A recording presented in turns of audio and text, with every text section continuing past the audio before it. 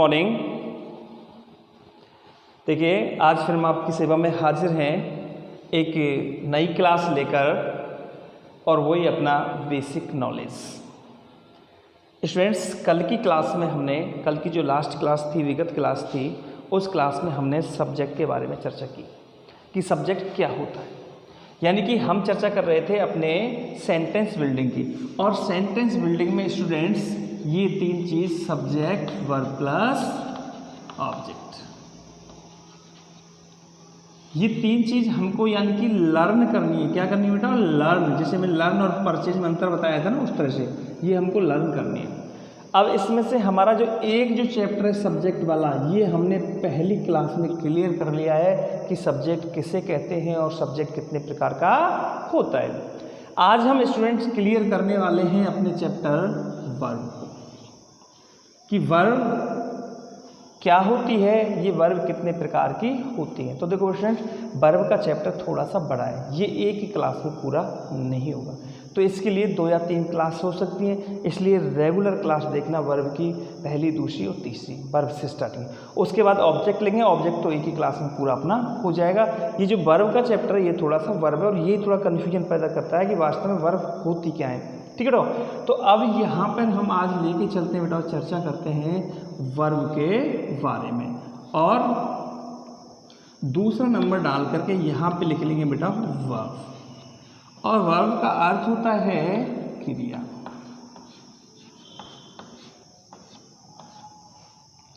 ठीक है बेटा। अब यदि वर्ब को हम डिफाइन करें, वर्ब को यदि डिफाइन किया जाए बेटा, तो आप याद कीजिए हिंदी की क्लास कि क्रिया की परिभाषा क्या होती है, क्रिया किसे कहते हैं। हिंदी वाले सर ने हमें बताया होगा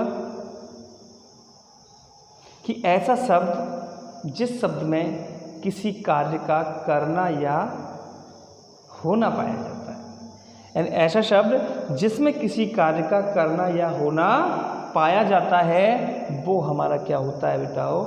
वर्ब होता है। ठीक है, ओके स्टूडेंट्स, यही है ना? हाँ, यानी ऐसा शब्द जिसमें किसी कार्य का करना या होना पाया जाता है, वो वर्ब कहलाता है। लेकिन इंग्लिश में हमको ये क्लियर कैसे करना है बेटा कि वर्ब को हम कहते हैं एक्शन, जो हमने सब्जेक्ट के अंतर्गत भी पढ़ा है। सब्जेक्ट से पढ़ाया था ना कि जो subject refers to the doer of an action, वहाँ मैंने आपको बताया था कि एक्शन का मतलब क्या होता है बेटा? वर्ब। और ये एक्शन वो होता है जो बेटा, एक तो हम फिजिकली करते हैं, एक हम मेंटली एक्शन भी करते हैं। एक्शन भी 2 प्रकार के होते हैं, एक फिजिकली, एक मेंटली। ठीक है बेटा, जैसे कि आई एम थिंकिंग, मैं सोच रहा हूँ। ठीक है, तो थिंक क्या है? वर्ब। ये मेंटली वर्ब है। कैसी वर्ब है बेटा? मेंटली। ठीक है, जो मूड को व्यक्त करती है। और एक वर्ब ऐसी होती है फिजिकली, जैसे कि I am reading, I am playing, I am cooking food. ठीक है, ऐसी जो वर्ब होती हैं वो हमारी फिजिकली होती हैं। तो ओके स्टूडेंट, तो ये जो एक्शन जो होगा, अब ये एक्शन या तो कैसा होगा बेटा? फिजिकली, या कैसा होगा बेटा? ये होगा हमारा मेंटली। ठीक है, एक्शन कैसा भी हो, फिजिकली हो या मेंटली हो, ये जो एक्शन होता है वो हमारी क्या होती है बेटा? वर्ब होती है। और एक्शन का मतलब होता है कार्य का करना या होना। एक तो काम स्वतः होता है, वो भी एक्शन होता है। जैसे सूर्य उदय होता है कहाँ से? पूरब से होता है। The sun rises in the east, तो अपने आप हो रहा है, स्वतः ही हो रहा है, क्या क्रिया खुद हो रही है। ठीक है, कोई कर थोड़ी रहा है। तो वहाँ पर जो एक्शन होता है वो क्या होती है बेटा? अपनी वर्ब होती है। तो एक्शन का मतलब होता है बेटा कार्य का करना या होना। और ऐसा शब्द जिसमें किसी कार्य का करना या होना पाया जाता है, वो हमारा क्या होता है बेटा? वर्ब होता है। अब ये चीज़ हम पढ़ते आए हैं शुरू से। जैसे कि हम यहाँ पर एक वाक्य लिखें यहाँ पे कि my father goes for a walk. Daily in the morning. My father goes for a walk. तो यहाँ पर अपन देखेंगे बेटाओ वर्ब क्या है अपनी गो।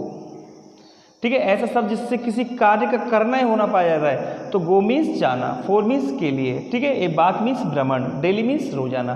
ठीक है, अब इसमें अंतर आ रहा है किसका बेटाओ कि क्रिया इसमें हो रही है जाना। जब हम चलते हैं ऐसे पैरों से चलते हैं बेटाओ तो उसमें यानी कि फिजिकली एक्शन होता है, तो वो क्या हुई हमारी बेटाओ वर्ब हुई। अब यहाँ पे गोज हमारी क्या है बेटाओ वर्ब।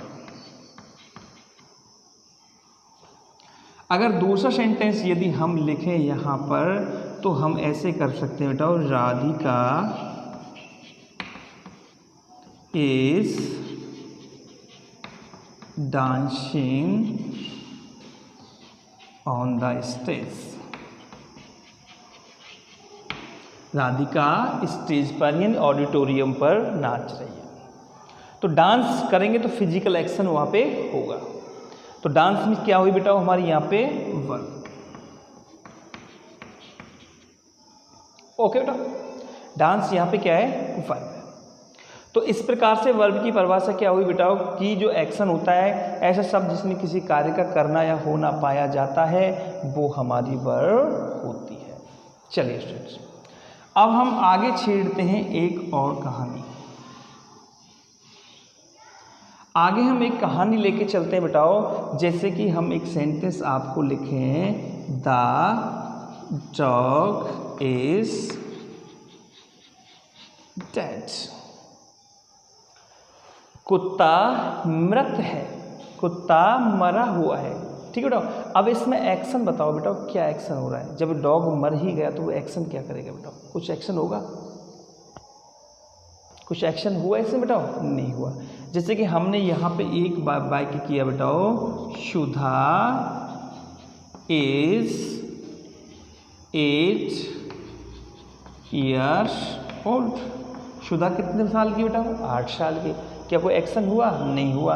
अगर हम ऊपर वाला एक सेंटेंस हम लेके चलें, आई एम आ टीचर, तो बताइए स्टूडेंट्स इसमें कोई एक्शन हो रहा है, एक्शन। लेकिन वर्ब इसमें भी जरूर है। ठीक है ना, ये इज एन ये सभी हमारी क्या बेटा वर्ब। अगर हमने यहाँ पर एक वाक्य लिखा जैसे कि सी हैज़ अ कार, उसके पास एक कार है, तो वर्ब तो बेटा इसमें भी हैज़। उसके पास एक कार है, लेकिन इसमें एक्शन क्या हो रहा है, उसके मेरे पास मोबाइल है, मेरे पास बंगला है, मेरे पास घर है। ठीक है, तो एक्शन थोड़ी है। ओके बेटा, तो यहाँ पे अगर इस सेंटेंस को हम लेके चलें तो ये जो परिभाषा है वो इस सब्जेक्ट की तरह, ये परिभाषा थोड़ी सी हमारी अधूरी प्रतीत होती है कि वर्ब में एक्शन के साथ साथ कुछ और भी आता है। ठीक बेटा, तो यानी कि जो वर्ब जो होती है उसमें एक्शन के साथ साथ कुछ और भी आता है। ऐसी बात नहीं है कि वर्ब में केवल एक्शन ही आए। ओके बेटा, तो अब हम इस वर्ब की जो डेफिनेशन है, वर्ब को जो हमें डिफाइन करना है वो क्लियरली हम इसे डिफाइन करेंगे। चलो अच्छे ढंग से आया समझ में बेटा।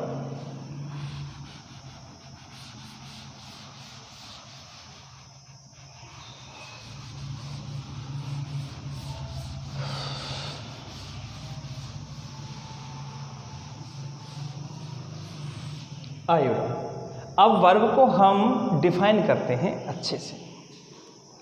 देखो, the word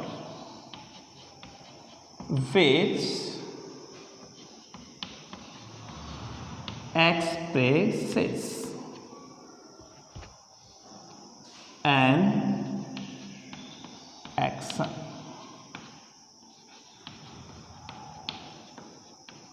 position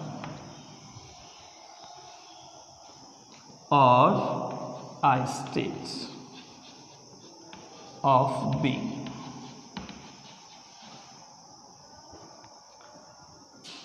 is called a verb.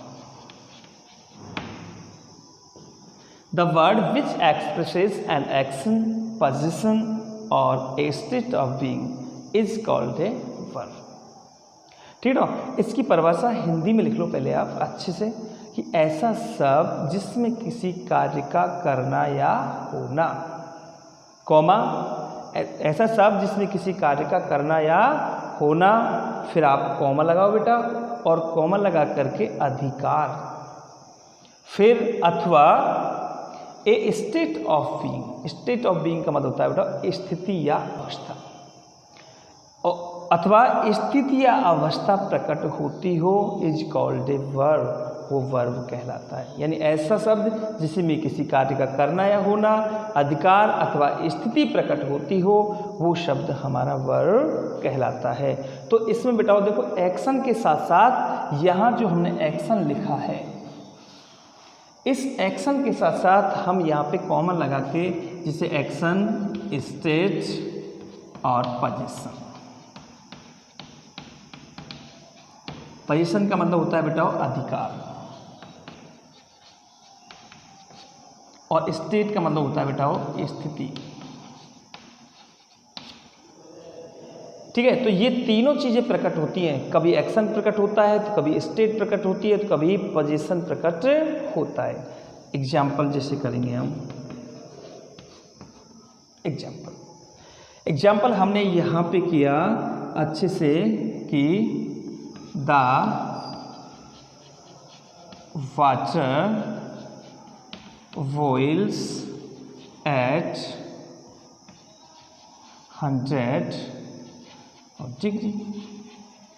देखो बेटा, अब वाटर बॉइल्स, पानी उबलता है, तो बेटा एक्शन तो हो रहा है किसमें, पानी में, पानी उबल रहा है। ठीक है, तो यहाँ पे पानी उबलता है, तो उबलना क्या हुई बेटा, हमारी वर्ब हुई। क्या हुई बेटा, वर्ब। और ये किसको प्रकट कर रही है बेटा, ये वर्ब एक्शन को प्रकट कर रही है। किसको, एक्शन को।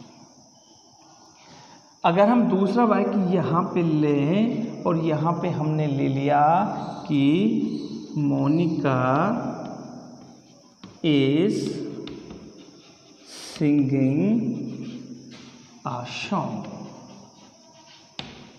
यहाँ पे देखिए बेटा, Monica is singing a song, तो एक्शन क्या हो रहा है बेटा, सिंग। तो सिंग हमारा क्या हुआ बेटा, वर्ब। क्या हुआ, वर्ब। और ये भी प्रकट किसको कर रहा है बेटा, एक्शन को प्रकट कर रहा है। ठीक, लेकिन हमने जो अगला जो वाक्य लिखा था कि द डॉग इज डेड,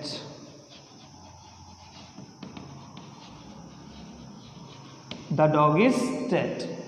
अब यहाँ पे इज है हमारी वर्ब, लेकिन ये स्टेट को बता रही है। किसको बता रही है बेटा, स्टेट को।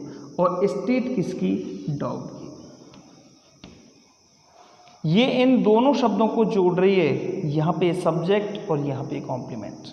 ये इन दोनों शब्दों को जोड़ रही है, जोड़ने के मतलब लिंक कर रही है बेटा। ठीक है, अब यहाँ पे ये क्या है हमारी बेटा, वर्ब, लेकिन ये कुत्ते की स्थिति बता रही है। क्या बता रही है बेटा, स्थिति, स्टेट, कि कुत्ता कैसी अवस्था में है, कैसी स्थिति में है, कुत्ता मरा हुआ है। ठीक है बेटा, तो ये होती है हमारी स्टेट।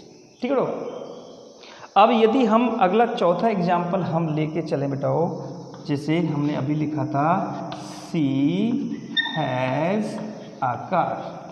अब यहाँ पे देखो बेटा, वर्ब क्या है हमारी, हैज़, लेकिन ये किसको प्रकट कर रहा है, पोजीशन को। पोजीशन का मतलब होता है बेटा किसी के पास कुछ होना, किसी के अधिकार में कोई चीज़ होना। ठीक है, जैसे पास मेरे पास कार है, मेरे पास गाड़ी है, मेरे पास घर है, तो मेरे पास एक पेन है। ठीक है, तो यहाँ पे हैज वर्ब किसको प्रकट कर रहा है बेटा, पोजीशन को। इस प्रकार से क्रिया वो होती है बेटा जो एक्शन, स्टेट और पोजीशन तीनों को एक्सप्रेस करे, तीनों को प्रकट करे, वो शब्द हमारा क्या होता है बेटा, वर्ब होता है। ठीक है, अब वर्ब का जो चैप्टर है बेटा, ये हमको बहुत पूरा करना है कि वर्ब क्या होती हैं, कैसी होती हैं। ठीक है, अब आपकी समझ में शायद आ गया होगा कि वर्ब वास्तव में क्या है। जैसे अभी हमने एक वाक्य यहाँ पे लिखा कि आई एम अ टीचर, ये वाक्य लिखा आई एम ए टीचर। अब यहाँ पे आप खूब देख सकते हैं कि एम क्या बेटा, हमारी वर्ब है। क्या है बेटा, verb, I am a teacher. लेकिन ये किसको बता रही है बेटा, स्टेट को। किसको बता रही है, स्टेट को। कि मेरी स्थिति क्या है कि मैं अध्यापक, I am ill, she is ill, she is seriously ill. तो ये सारी जो चीज़ें होती हैं बेटाओ ये वर्ब होती हैं। तो अब आपकी समझ में आ गया होगा अच्छे से बेटाओ कि वर्ब जो होता है वो एक्शन, स्टेट और पोजीशन तीनों को एक्सप्रेस करता है, वो शब्द हमारा क्या होता है बेटा, वर्ब होता है। अब केवल आप एक ही चीज़ याद मत रखो कि कार्य के करने वाले को हम कर्ता कहते हैं, वो तो है कि हम जो ऐसा शब्द जिसमें किसी कार्य का करना या होना पाया जाता है वो हमारी वर्ब होती है बेटा। वर्ब कार्य का करना है, एक्शन तो प्रकट होता ही है, उसके साथ साथ में उसमें स्थिति और पोजीशन यानी अधिकार भी प्रकट होता है। ओके स्टूडेंट्स, तो आपकी समझ में शायद ये आ गया होगा। आप इसे यहाँ तक नोट डाउन कर सकते हैं कि वर्ब वास्तव में क्या होती है। अब अपनी कहानी को आगे बढ़ाते हैं और आगे लेके चलते हैं बेटाओ। ये तो वो ही वर्ब की परिभाषा। अब करेंगे हम काइंड्स ऑफ वर्ब यानी वर्ब के प्रकार।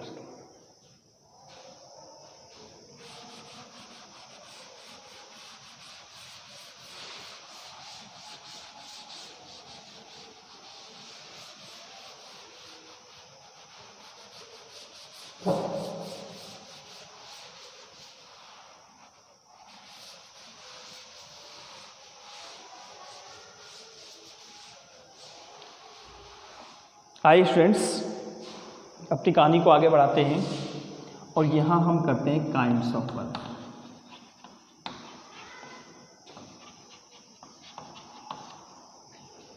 ठीक है, तो देखो अगर हम वर्ब को बेटा कैटेगराइज करें, हम अगर वर्ब को हम कैटेगराइज करें, वर्ब को अगर हम श्रेणियों में बांटें, ठीक है ना, तो वर्ब के प्रकार बेटा बहुत हो जाते हैं। ठीक, ओके, जैसे देखो मैं आपको वर्ब आगे गिनाता हूँ। चलो पहले अपन इसको कर लेते हैं कि वर्ब के हमको काइंड्स याद करने हैं, काइंड्स ऑफ वर्ब। तो यहां हमको करना है बेटा there are mainly two kinds of verb. अब वर्ब मुख्यतः हमने कितने प्रकार की बेटाओ, दो प्रकार की। फर्स्ट है हमारी हेल्पिंग वर्ब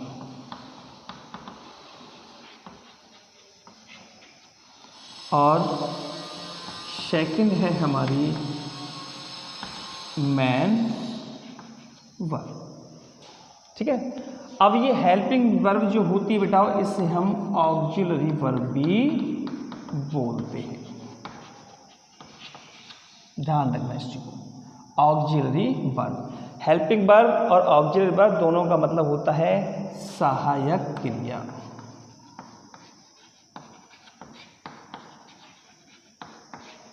और ये मेन वर्ब है बेटाओ, इसको हम प्रिंसिपल वर्ब भी कहते हैं और ये होती है हमारी मुख्य क्रिया।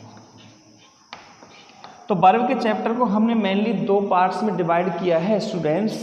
एक होती है हमारी हेल्पिंग वर्ब और दूसरी होती है हमारी मैन वर्ब। ठीक है ना, तो वर्ब के चैप्टर को जब हमने डिफाइन किया, इसको डिवाइड किया, तो इस प्रकार से किया कि वर्ब और वर्ब हुई हमारी दो, एक हुई हमारी HB और दूसरी हुई हमारी FB। ठीक है ना, अगर वर्ब को पूरी तरह से पूरा चैप्टर लिया जाए तो ये बहुत काफ़ी बड़ा पड़ेगा। एक एक करके मैं सारा कुछ आपके लिए बहुत अच्छे ढंग से समझाऊंगा। हेल्पिंग वर्ब, मैन वर्ब, ये तो हमारी हुई बेटाओ। एक हमारी वर्ब बेटाओ होती है लिंकिंग वर्ब। ठीक है, एक होती है बेटाओ हमारी स्टेटिव वर्ब। स्टेटिव वर्ब जो स्टेट को दर्शाती है। ठीक है बेटा, लिंकिंग वर्ब, स्टेटिव वर्ब, और एक होती है बेटा हमारी कॉपुलर वर्ब। ओके बेटा, एक होती है हमारी लेक्सिकल वर्ब। ठीक है ना, एक होती है हमारी डायनेमिक वर्ब। ओके, अगली क्रिया आती है हमारी रेगुलर वर्ब, रेगुलर वर्ब। अगली आती है बेटा हमारी रेगुलर वर्ब। आगे आती है बेटा हमारी पॉजिटिव वर्ब। आगे आती है बेटा हमारी वीक वर्ब। आगे आती है हमारी स्ट्रॉन्ग वर्ब।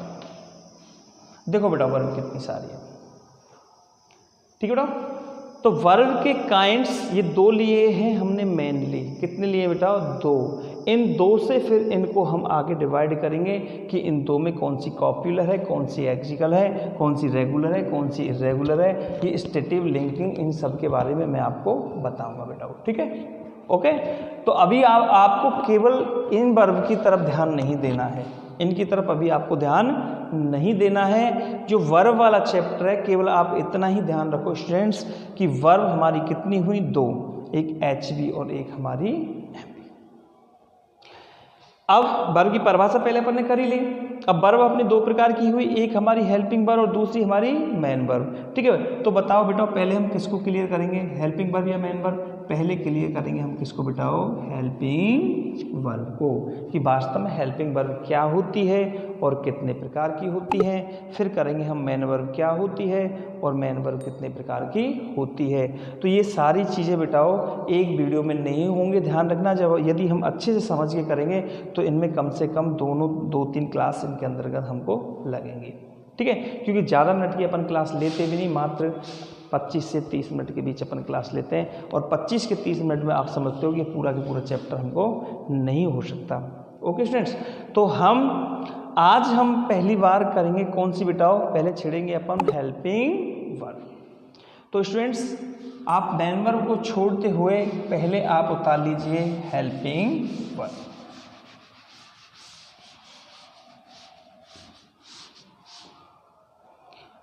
तो पहला चैप्टर हम लेके चलते हैं हेल्पिंग वर्ब। अब बात करते हैं बेटा हम कि ये हेल्पिंग वर्ब क्या होती है। हेल्पिंग वर्ब हम कहते किसे हैं? सब जानते हैं, हमने टेंस पढ़े बेटा वो अच्छे से। टेंस में सब जानते हैं, do, does, did, is, am, are, was, were, है, जैब, had, has been, have been, had been, ठीक है। ये सब हमारी क्या है बेटा? वो सहायक क्रिया है। लेकिन उसको इसके डीपली, थोड़ा सा डीपली जानना है हमें कि वास्तव में हेल्पिंग वर्ब होती क्या है, किसे कहते हैं, कितने प्रकार की होती हैं, ये कौन कौन सी होती हैं स्टूडेंट्स, ठीक है। तो सबसे पहले हम इसको डिफाइन करें तो देखो आपको लिखना पड़ेगा बेटाओ कि helping verbs, sorry, the verb which helps the main verb to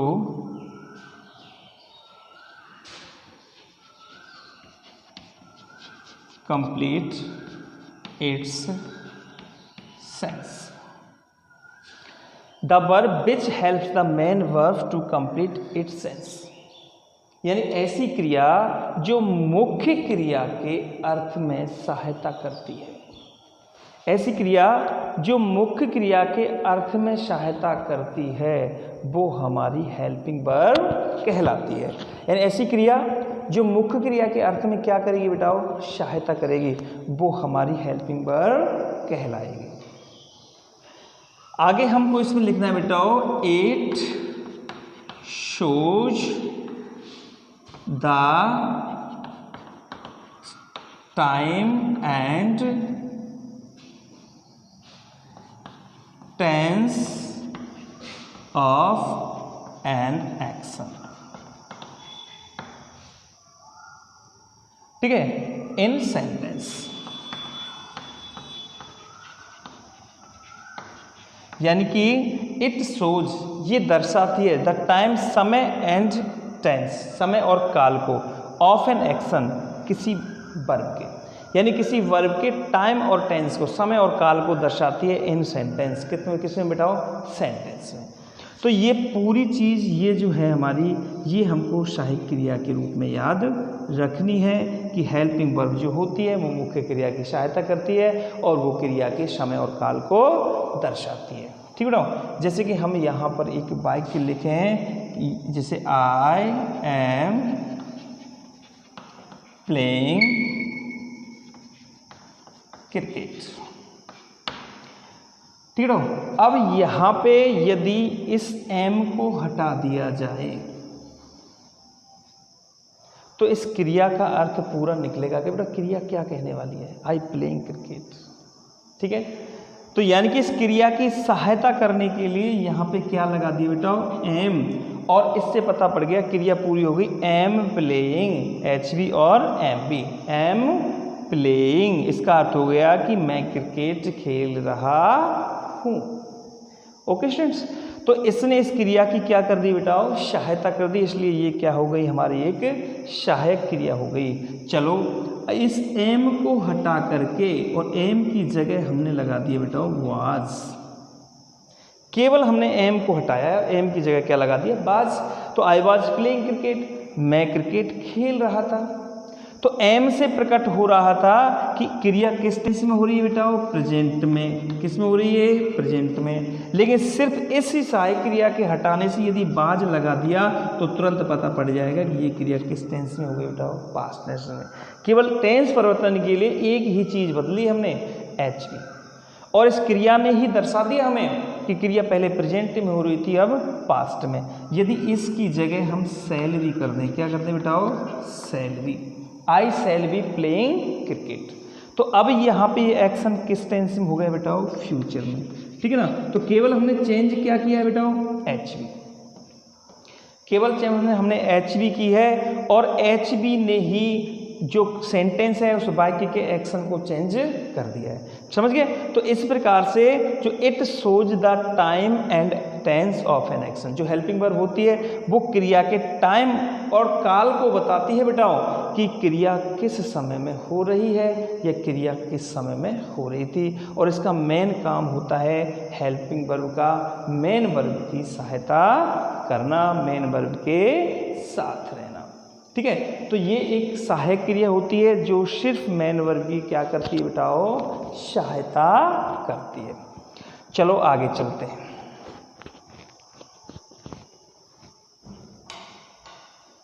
अब हम